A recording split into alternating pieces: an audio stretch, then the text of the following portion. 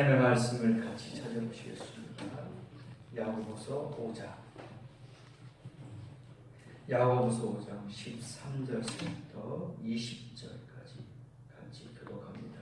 야고보서 5장 13절부터 20절까지 제가 먼저 13절을 봉독합니다. 너희 중에 고난당하는 자가 있느냐? 저는 기도할 것이요 즐거워하는 자가 있느냐? 저는 찬송할지니라.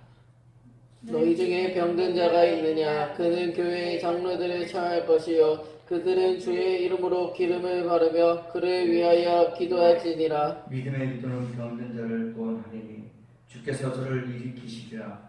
혹시 죄를 범하였을지라도 사하심을 얻으리라. 그러므로 너희 죄를 서로 고백하며 병이 낫기를 위하여 서로 기도하라. 의인의 방구는 역사하는 힘이 큼이니라. 엘리야는 누리와 성정이 같은 사람이로되 저가 비 오지 않기를 간절히 기도한즉 3년 6개월 동안 땅에 비가 아니오고 다시 기도하니 하늘이 비를 주고 땅이 열매를 맺었느니라. 내 형제들아 너희 중에 미혹하여 진리를 떠난 자가 누가 돌아서게 하면 너희가 알 것은 죄인을 미혹된 길에서 돌아서게 하는 자가 그의 영혼을 사망에서 구원할 것이며 허다한 죄를 덮을 것입니다. 아멘. 오늘 말씀을 가지고 서로 돕는 교회라는 제목을 가지고 같이 은혜받는 시간 같습니다. 서로 돕는 교회라. 이 교회란 구원받아 하나님의 자녀가 된 성도들의 모임이라고 우리가 정의를 낼 수가 있습니다. 십자가의 열십자 모양이 암시하듯이 우리의 신앙은 하나님과 나와의 수직적인 관계만 형성되면 되는 것이 아닙니다.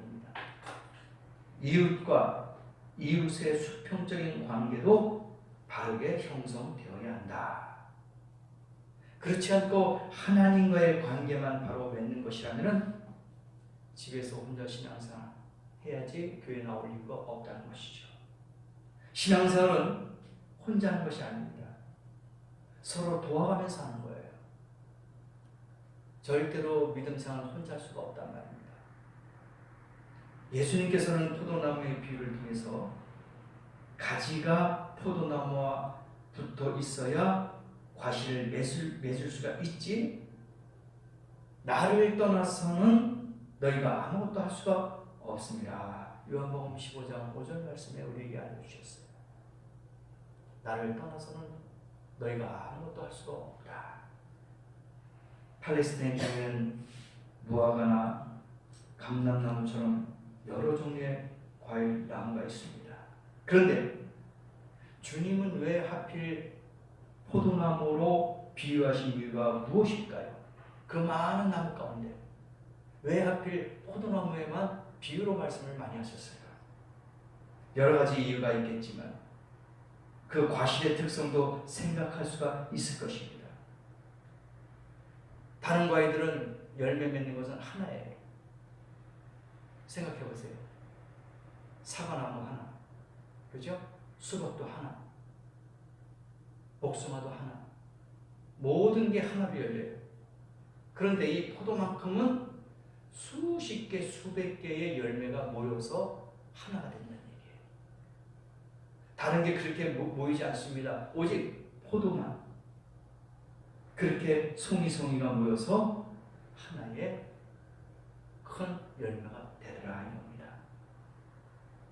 그래서 오늘 이 말씀을 보니까 다른 모든 과실들은 한 개의 개체로 구성되었는데 유독 이 포도나무만큼만 이렇게 유난히 서로 엉키고 어울려서 탐스러운 한 송이를 이루고 있다는 거예요.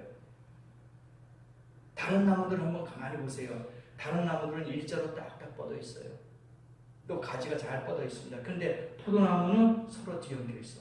꼬부라지고 막 꽈배기처럼 빠져 있고 그러면서도 많은 열매를 수십 개의 그 알갱이 하나하나가 모여서 하나의 포도 송이를 만들어 버리더라고요.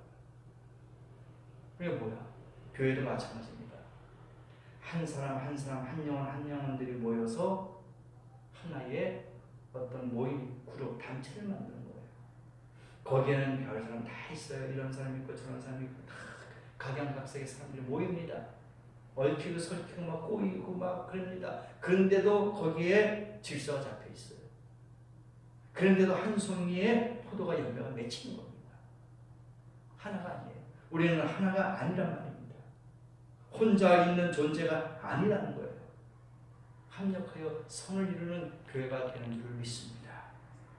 교회가 마찬가지죠. 나만 은혜 받으면 안 돼요. 나만 복 받으면 안 된단 말입니다. 다 같이 은혜 받아야 돼요. 다 같이 복을 받아야 됩니다. 나만 믿음 생활을 바로 하고 나만 복 받으면 이거는 독선이에요. 욕심이란 말입니다. 다 같이 은혜가 돼야 됩니다. 다 같이 행복해야 되는 거예요. 왜? 교회는 공동체입니다.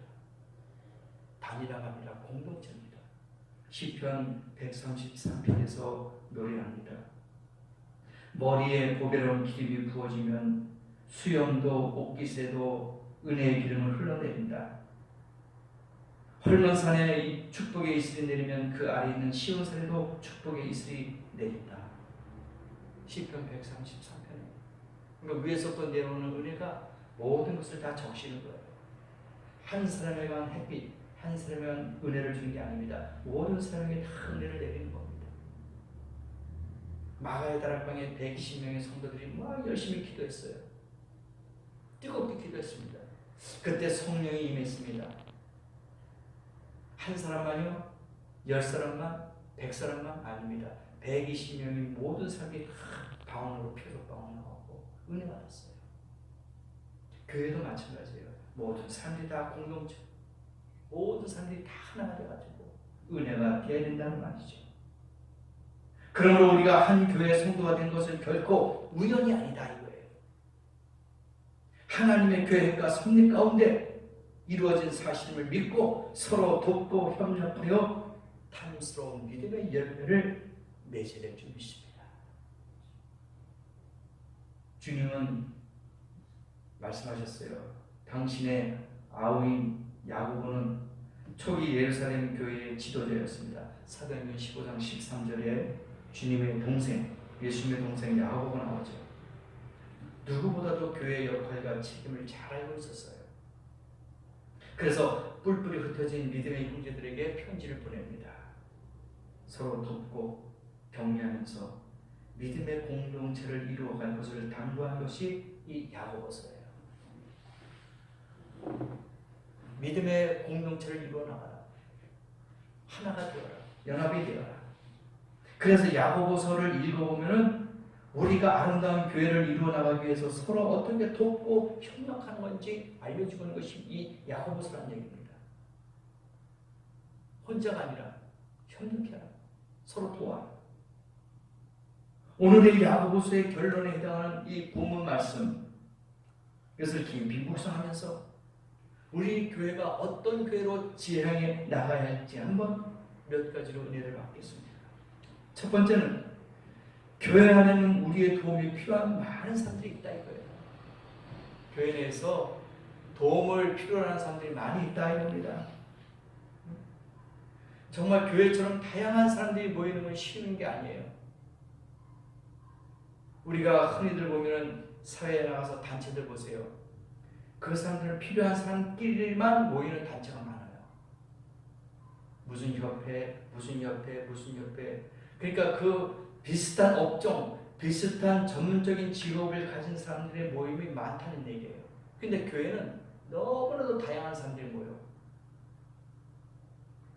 정말 헤아릴 수 없는 수십 가지의, 수백 가지의 그러한 직종을 가진 일을 하는 사람들이 모이는 곳이 바로 교회란 말입니다. 그러니 잘못하면 얼마나 시끄럽겠어요. 조금만 삐끄덕하면 얼마나 문제가 심각하겠습니까? 다양하잖아요. 자기 주장도 있을 것이고. 학교는 비슷해요. 직장도 비슷합니다. 그래서 초등학교 하면은 초등학교 1학년서부터 6학년까지 비슷한 애들끼리 모여 또래끼리. 중학교도 마찬가지고 고등학교도 마찬가지고 직장도 마찬가지입니다. 어떤 회사는 비슷한 사람끼리 모여가지고 일을 합니다. 왜? 다른 사람이 오면 그 일을 못 하잖아요. 업무하고 틀리니까. 자기 전공하고 틀리니까. 그래서 직장이나 학교도 비슷한 사람끼리 모입니다. 초등학교 때 중학생이 갈 수는 없어요. 중학생 학교에 초등학생 가서 수업할 수 없어요. 비슷한 사람끼리, 비슷한 학년끼리 모여서 공부를 한단 말입니다. 근데 교회는 그럴까요? 아니에요. 너무나도 다양해요. 남녀노소, 초등학교에서부터 유아서부터 장년부에까지 다양한 사람들이 모여요. 그렇죠? 근데 거기 질서가 잡히더라 이겁니다. 유치부, 초등학교, 중고등, 청년, 장년, 노년까지 너무나도 질서가 잘 잡혀있어요. 교회가. 근데 거기서 조금만 하나만 삐그덕하면은 무너지는 거예요. 그래서 서로 돕는 교회가 되는 거야. 믿음도 마찬가지예요. 우리가 하나의 목적과 주제를 가지고 모이지 않습니까? 예수님을 사랑하고 천국의 목적과 소망을 두고 모입니다. 그런 사람들이 모이는 것이 바로 교회예요. 다른 목적으로 모이면 안 됩니다. 교회가 사교 집단이 되면 안 되겠죠. 어떤 복을 비는 그러한 장소가 되면 안 되겠죠. 오직 예배를 드리며 하나님을 찬양하고 그런 한마음 한뜻으로 모이는 것이 바로 교회가 아니겠어요? 그런 사람들이 모이는 곳이에요. 그러다 보니까 교회 안에는 우리의 도움이 필요한 사람들이 얼마든지 있다는 거예요. 누구냐 보니까 첫째, 고난당한 자가 있더라 이거예요. 교회에서 도움이 필요한 사람 중에서는 고난당한 사람이 있어요. 1장에서 오늘 야고보서 1장 2절에 여러 가지 시련이라고 말을 하고 있어요. 여러 가지 시련이 있다. 핍박과 환난을 당하는 사람도 많이 있다. 그렇게 알려주고 있어요. 고난당하는 사람들이 많이 있다. 부모나 남편이 함께 믿음 생활을 하지 않았기 때문에 시련을 당하는 사람들이 있어요. 물질적인 고난을 당하는 사람들도 있습니다. 이렇게 고난당하는 사람들은 믿음으로 참고 인내하다가도 감당할 수 있는 한계가 지나면 그만 쓰러지고 마는 거예요. 그래서 여기서 우리의 도움이 필요하다. 고난당한 자가 있어요. 그 사람들이 우리의 도움이 필요해요. 또 병든 자도 있어요. 겉으로 보기에는 건강해 보입니다. 근데 어느 날 갑자기 병원에 입원해 버렸어요. 왜? 속병을 갖고 있었거든. 발견하지 못했어요. 그래서 갑자기 입원했어요. 산기도라든지 기도라든지 어느 부흥집회가 오면 병든 자 있으면 손 들어보세요 하면 대부분 다 들어요. 다 병이 있다는 거예요. 병든 자를 위해서 기도하겠습니다 하면서 병든 분들을 위해서 기도해 드릴 테니 한번 손 들어보세요. 대부분 다 들어요. 요즘같이 오염된 공기와 물을 마시고 또 농약 같은 유효수를 해가지고 야채, 채소를 먹다 보니까 병이 안 걸릴 수가 없어요. 환경 오염이 너무나 심한 거예요. 그래 우리가 먹거리에도 불안한 거야. 공기와 물에도 불안한 거예요. 그래서 정수리 갖다 놓죠. 생수를 갖다 놓죠. 왜? 불안하니까. 어떤 걸 먹을 수가 없는 거 불안해가지고. 그런 시대가 됐습니다. 야채라든지 뭐든 채소 같은 걸 먹어도 과일 같은 걸 먹어도 불안해요. 씻어서 먹고 뭐 어떻게 해서 깎아서 먹고 너무나도 불안한 거예요. 다 병이 있어요. 또 육신적인 질병뿐만 아니라 정신적인 질환을 호소하는 성도들도 많다는 얘기예요. 현대인들의 호소하는 가장 큰 정신질환은 스트레스와 우울증이라고 합니다. 가장 무섭대요. 현대인의 100명 중 3명은 심각한 스트레스성 질환을 앓고 있고 경미한 환자를 포함하면 30% 이상이 다 그런 질환을 갖고 있다는 거예요. 가끔 TV에 보면은 일본에서 했던 건데 거기는 스트레스를 푸는 장소가 있는데 접시, 그릇, 뭐 여러 가지 도구를 갖다 놓는데요. 그래서 돈을 얼마 지불을 해서 거기서 스트레스를 해소하는데 깨는 거예요. 망치로 깨든지 집어 던지든지 스트레스를 해소시키는 거예요. 그 돈을 일정량 얼마 되고 그 안에 들어가는 거예요. 그래서 막 부시고 막 TV 같은 거 집어던지고 컴퓨터 집어던지고 막 사기 그리고 접시 같은 거 막 집어던지고 스트레스 해소한다고. 그러한 또 사업도 있더라고요. 일본에는 그런 것이 제가 TV에서 한번 있다는 걸 봤어요. 개당 200엔이래요. 그 돈만 내면은 무한정 가서 깨트리고 스트레스를 해소하고 나오는 겁니다. 근데 그거 가지고 해소가 된다면 얼마나 좋겠습니까? 안 되죠. 할 수가 없습니다. 우리나라 가수 중에 김국환 씨라고 알죠? 그분의 가사도 있어요. 자, 이제부터 접시를 깨자. 그런 가사 노래가 있어요.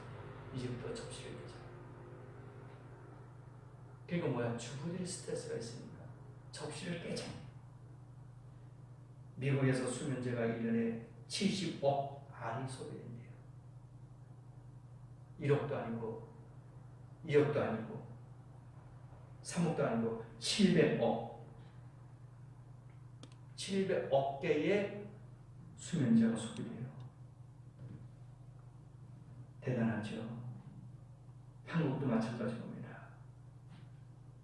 너무나도 많은 고통과 괴로움 가운데 있는 사람들이 많이 있다는 거예요. 그래서 병든자가 있다. 이것도 우리가 돌봐야 된다. 또 한 가지는 미혹하여 진리에서 떠난 자가 있다. 미혹당합니다. 그래서 진리에서 떠나요. 이것도 말세에 되면 심각합니다. 하나님 말씀을 가지고 해석을 하고 이 말씀에 우리가 영의 양식을 줘야 되는데 이 말씀을 변개해가지고 미혹을 시켜버려요. 달콤한 말로 넘어갑니다. 귀가 얇아요. 꾀임에 바로 넘어갑니다. 우리가 어린이 유괴 같은 거 많이 보시잖아요. 그러면은 놀이터에 가면은 다가와가지고 달콤한 말로 유혹을 합니다. 어린아이들은 판단력이 흐리기 때문에 넘어갈 수밖에 없어요. 그래서 문제가 발생하잖아요. 그래서 어린이 유괴 사건도 있고 많은 그런 고통을 당하죠. 교회도 마찬가지예요. 믿음 생활이 약한 사람은 어린아이 같은 신앙이에요. 초보 같은 신앙이란 말입니다. 그러니까 조금만 미혹만 받아도 조금만 외부의 소리만 들어도 넘어가게 되어 있어요. 왜? 믿음이 약하기 때문에. 초보 같은 믿음, 어린애 같은 믿음을 갖고 있기 때문에 그 달콤한 유혹에 금방 빠진다는 말입니다. 이런 분들을 우리가 도와야 되는 거예요. 더 깊게 빠지기 전에, 더 위험을 느끼기 전에 우리가 도와야 된다. 도와야 된다. 지켜줘야 된다.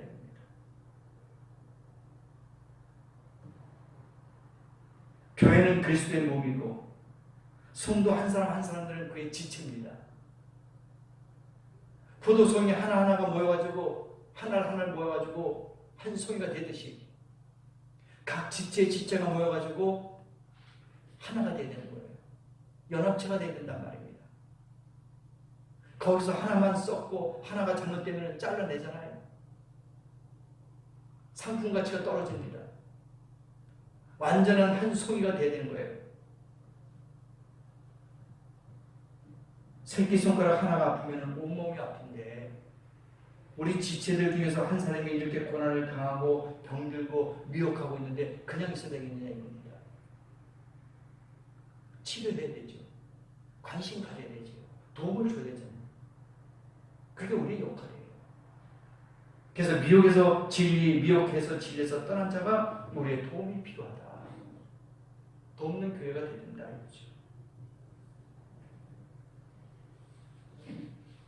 큰 거 두 번째로 말씀드립니다. 그러면 두 번째 주제가 뭐냐? 우리는 그들을 구체적으로 도와줄 책임이 있다. 이게 두 번째 큰 주제예요. 그들을 구체적으로 도와줄 책임이 있다. 그럼 어떤 방법으로 도울 수 있습니까?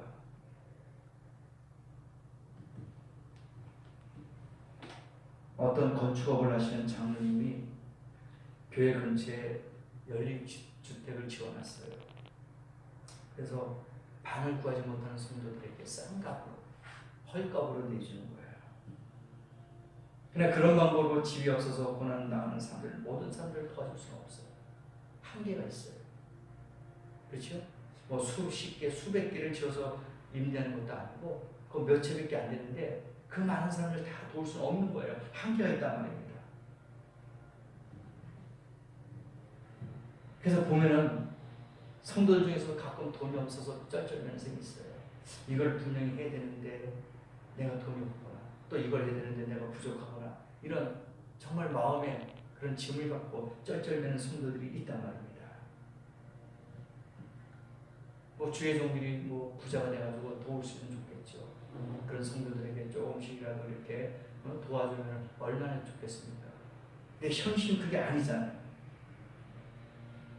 그렇다고 돈이 필요할 때마다 줄 수는 없잖아요. 백성의 가난은 나라님도 이렇게 해결하지 못하는 그런 말이 있지 않습니까? 그러니까 안 돼요. 힘들어요. 사람이라는 게 한계가 있어요. 그죠? 도울 수 있는 한계가 있단 말입니다.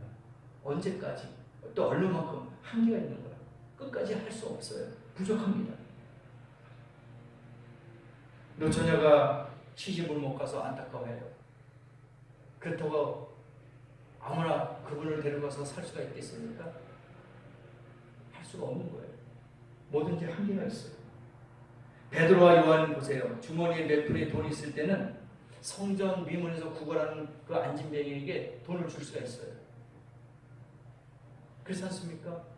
성전 미문에 매일 앉아가지고 구걸하고 있는데 그거 엽전 하나 몇 개 못 집어주겠냐 이거예요.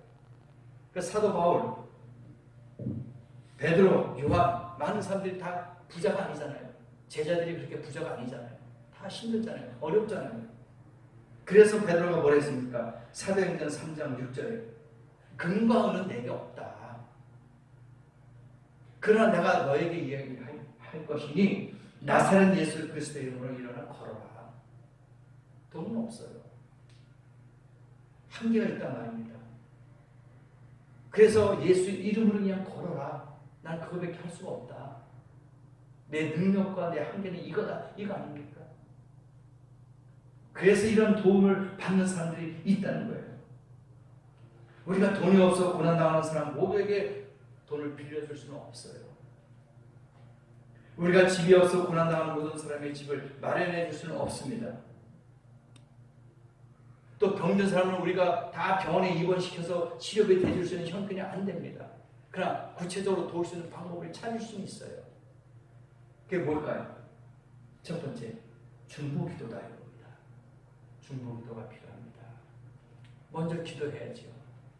다른 것을 먼저 물질적으로 도와주기 전에, 경제적으로 도와주기 전에 먼저 중보기도가 필요합니다.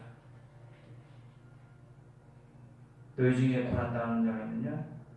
저는 기도할 것이요. 즐거워하는 자가 있느냐? 저는 찬송할 것이다. 고난당하는 자가 있으면 기도해 줘야 되죠. 즐거워하는 자 있으면 어떻게 해요? 찬송하셔야 돼요. 기뻐해야 됩니다. 요나서 2장 2절에 요나가 기도합니다. 내가 받는 고난을 인하여 여호와께 불러 아뢰었더니 주께서 내게 대답하셨고 내가 수월의 뱃속에서 부르짖었더니 주께서 나의 음성을 들으셨나이다. 예? 요나가 물고기 뱃속에서 고난당해요. 어둠 가운데서 고통당합니다. 냄새나는 그 속에서 고통을 당하고 있어요. 어떡합니까? 기도한 거예요. 요나가 다른 방법이 없잖아요. 기도밖에. 그럴 때 하나님께서 그를 밖으로 토해냈잖아요. 혼자 하는 것보다도 그 기도의 제목을 놓고 여럿이 함께 기도하는 것이 훨씬 유익하다 이겁니다. 그래서 합심해서 기도하는 것이 바로 그거예요. 삼겹줄은 끊어지지 않습니다. 하나가 있으면 끊어지죠. 그러나 삼겹줄은 끊어지지 않습니다. 우리가 번지 점프 알죠? 높은데 막 40m, 50m에서 다리에다 딱 묶어가지고 번지 점프를 하잖아요. 그럼 그 줄 한번 보세요.